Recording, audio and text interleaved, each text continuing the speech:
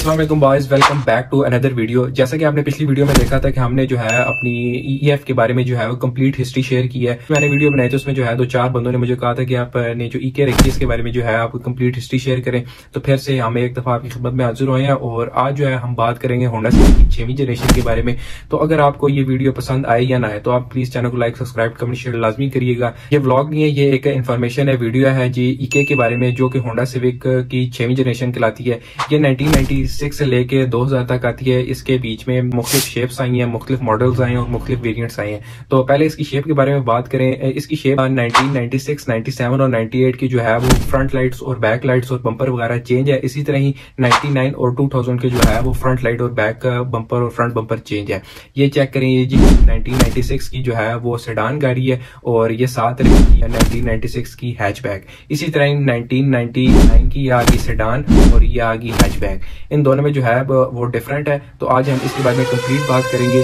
तो सबसे पहले जो है इसके मॉडल कोड के बारे में बात करते हैं। इसके बीच में जो है सिर्फ ईके ही नहीं आता है, इसके बीच में ईजी और ईएम आता है। अब आप पूछेंगे ईएम और ईजे कौन सा होता है। इसके बीच में ईजे और ईएम आता है और ईके आता है। ये 3 मॉडल्स कोड आते हैं जिसके बीच में जो है 2 डोर, 3 डोर, 4 डोर और 5 डोर आता है। अब आप पूछेंगे 2 डोर का तो पता है, 3 डोर कौन सी है, 5 डोर कौन सी है और 4 डोर। सबसे पहले आ जाती है 2 डोर। 2 डोर को आप कूप कहते हैं, कूप के बारे में भी अभी आपको बताऊंगा। 3 डोर आ गई हैचबैक, 4 डोर आ गई सेडान और 5 डोर आ गई जी वैगन। 2 डोर जो कूप है बेसिकली सेडान ही होती है, लेकिन इसके 2 डोर होते हैं, इसे कूप कहलाती है और 3 डोर जो है वो हैचबैक कहलाती है और 5 डोर जो है वो वैगन कहलाती है।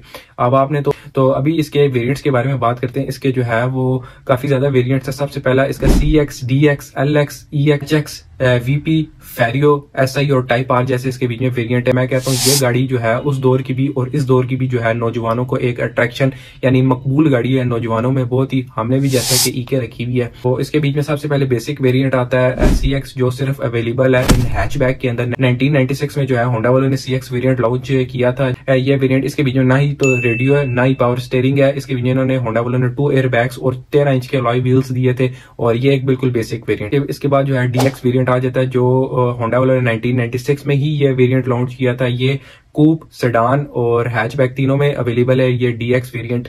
इसके बीच में जो है इन्होंने एडजस्टेबल जो है वो स्टीयरिंग दिया था, यानी आप स्टीयरिंग को ऊपर भी कर सकते हैं और नीचे भी कर सकते हैं। और इसी तरह इसके बीच में जो है बेसिक सारी चीजें दी थी। इसके बाद जो वेरिएंट आ जाता है उसे आप कहते हैं LX जो है वो सिर्फ अवेलेबल है इन सेडान के अंदर। इसके बीच में जो है इन्होंने काफी ज्यादा फीचर्स ऐड किए थे। इसके बीच में power steering, power window, power side mirror, sunroof, laser bar, arm rest. Wow, ये काफी अच्छा इन्होंने ये वेरिएंट निकाला था LX वेरिएंट। बाद आ जाता है HX variant, my favourite variant, आप कह लेंगे ड्रीम वेरिएंट है ये HX वेरिएंट है। ये सिर्फ अवेलेबल है इन कूप के अंदर, यानी सिर्फ कूप के अंदर आता है, 2 डोर गाड़ी के अंदर आता है। और इसके बीच में सेम लाइक फीचर जो है LX जैसे हैं, power steering, power window, power adjustable mirror, फिर उसके बाद स्टेबलाइजर बार, फिर इसके बीच में 5 स्पीड मैनुअल ट्रांसमिशन आता है। और आई लव दिस कार, बहुत ही प्यारी गाड़ी है ये।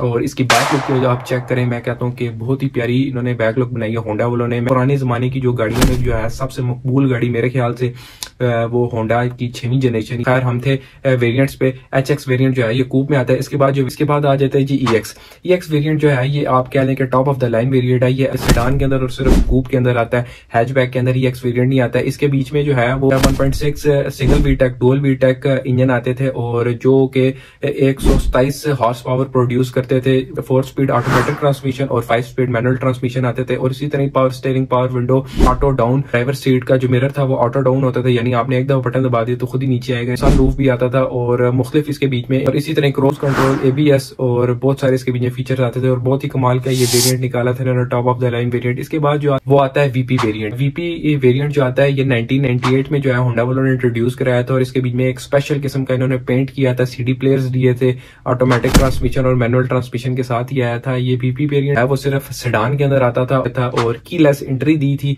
बहुत ये आप कह लें कि लिमिटेड सा ये एक वेरिएंट था, एक बहुत ही अच्छा, उस दौर बहुत अच्छा इन्होंने पेंट दिया था इसके अंदर। ये सिर्फ आया था 1998 के अंदर आया था।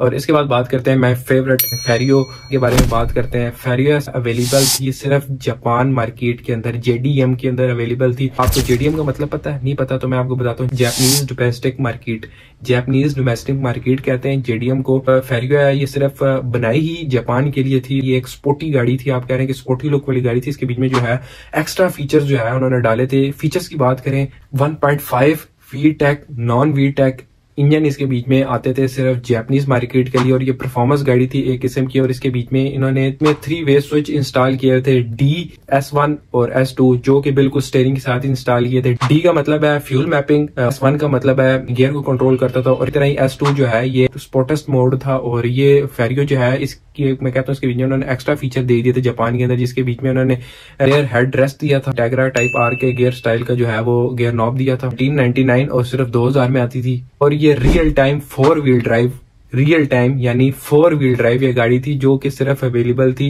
इन जापान के अंदर। और मैं कहता हूँ ये जो वेरिएंट्स है ये एक एवरी बॉय की ड्रीम है।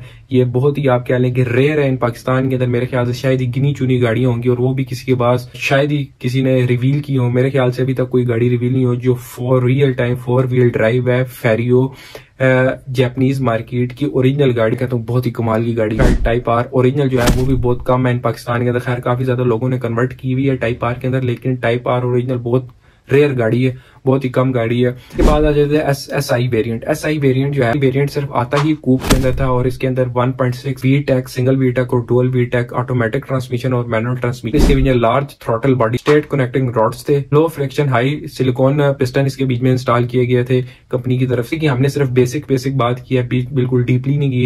ये वीडियो जो है बहुत ज्यादा लंबी हो गई है। बेसिक इसकी चीजें मालूम करते हैं। इस तरह बीच में क्रैंक शाफ्ट और फिर बीच में थ्रॉटल बॉडी के बीच में ज्यादा डीपली गए तो वीडियो जो है वो आधे पौने घंटे की बन जाएगी। इतनी लंबी वीडियो जो है वो वारा नहीं खाती, तो आपको भी जल्दी होती है। वीडियो पसंद आई हो तो प्लीज चैनल को लाइक, सब्सक्राइब, कमेंट, शेयर लाजमी कर दिएगा।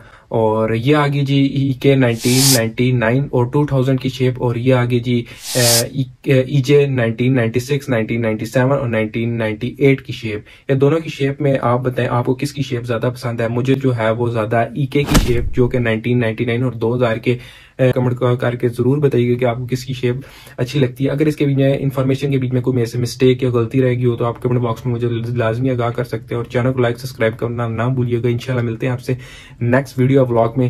ओके, अल्लाह हाफिज।